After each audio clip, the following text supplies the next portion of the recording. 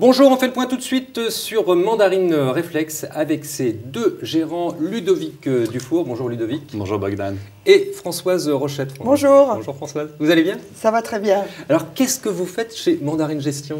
Mais nous sommes venus pour mettre en place et développer l'expertise des locations d'actifs.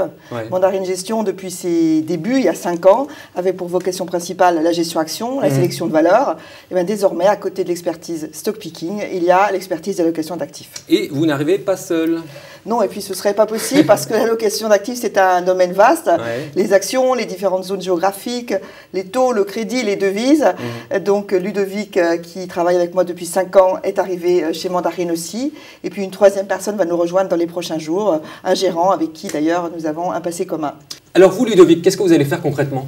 J'intègre l'expertise allocation d'actifs. L'expertise d'allocation d'actifs, on l'a structurée autour de 3 comités. Donc je vais participer à ces comités. En fait, chez Mandarine Gestion, il y avait une approche bottom-up avec ses gérants actions. Nous, on apporte l'approche top-down. Donc ces 3 comités, c'est d'abord un comité macroéconomique sur lequel c'est nos convictions, nos vues à moyen terme qui vont nous permettre de déterminer les grandes tendances qu'on a sur les marchés. Ensuite, on a un comité d'allocation. Là, on suit plutôt nos positions. Les marchés sur lesquels on est investi et on détermine des notes sur chacune de ces classes d'actifs. On a plutôt, dans ce cas, donc une approche de valorisation. Et enfin, un comité qui est vraiment plus court terme, un comité hebdomadaire. Là, on suit nos positions. Et puis on voit, par rapport à ce qui vient de se passer sur les marchés, par rapport à des indicateurs de risque tels la volatilité, au volume qu'on a, comment on veut aménager nos positions et on détermine un petit peu notre degré d'intervention sur la semaine. Et donc avec 3 comités d'investissement, si on n'y arrive pas, c'est à désespérer de la profession. Mais alors Françoise, qu'est-ce que ça va changer vraiment pour le fonds? Pour le fond, rien. C'est vraiment c'est la continuité. Ça, c'est pas une bonne réponse. Ça. Non, en fait, je suis la gérante du fonds depuis l'origine. Depuis l'origine, la création de Mandarine Réflexe, je suis la gérante du fonds.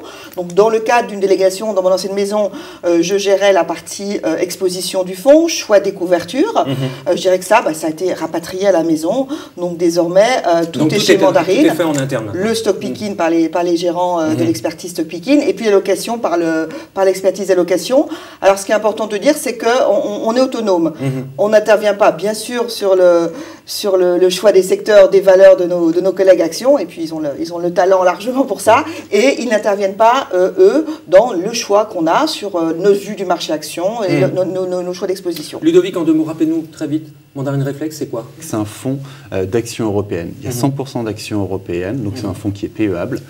Dedans, on va retrouver les 2 fonds phares de la maison de Mandarine, donc un fonds value et un fonds growth, sur lesquels nous, en fait, on pilote l'investissement, de telle manière à arriver à 100% d'investissement. Quand vous faites une couverture... Voilà, justement, 100% d'investissement sur ce fonds, et après, nous, on apporte la couverture. La couverture, c'est quoi? Quand on est très, très négatif sur les marchés, on va ajouter 100% de couverture sur les marchés. Couvert, donc, on a 0% de risque marché.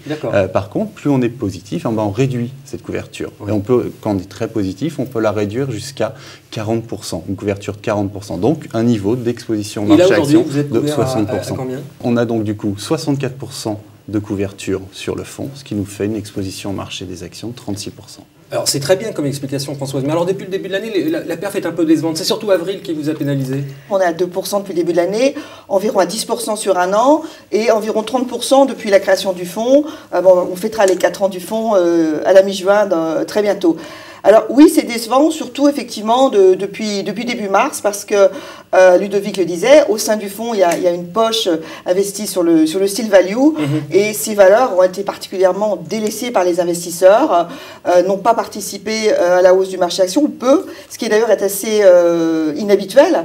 Souvent, ce style surperforme à la hausse, ça n'a pas été le cas, donc on a un déficit de performance qu'on retrouve au sein de Mandarine Réflexe. Alors la bonne nouvelle, c'est que c'est plus le cas depuis 2 ou 3 semaines, c'est en train de s'inverser et on est confiant dans la reprise de ce style de gestion et donc dans la performance future. Et pour la suite, alors, confiant ou pas? On est plutôt confiant en fait aujourd'hui. Pourquoi? Parce qu'au niveau, sur la partie US, ça se passe bien. Il y a l'immobilier, il y a l'énergie avec les gaz de schiste qui sont 2 éléments pour nous très structurants sur ces marchés.